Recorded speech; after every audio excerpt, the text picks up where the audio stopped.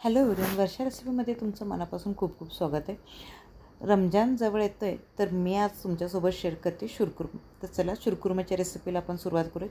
मी इथे घेतले 1 पळी तूप, बदाम मी इथे 1 वाटी घेतले, त्याचे चांगले काप केलेत आणि त्याला छान तुपात आपण परतून घेऊयात.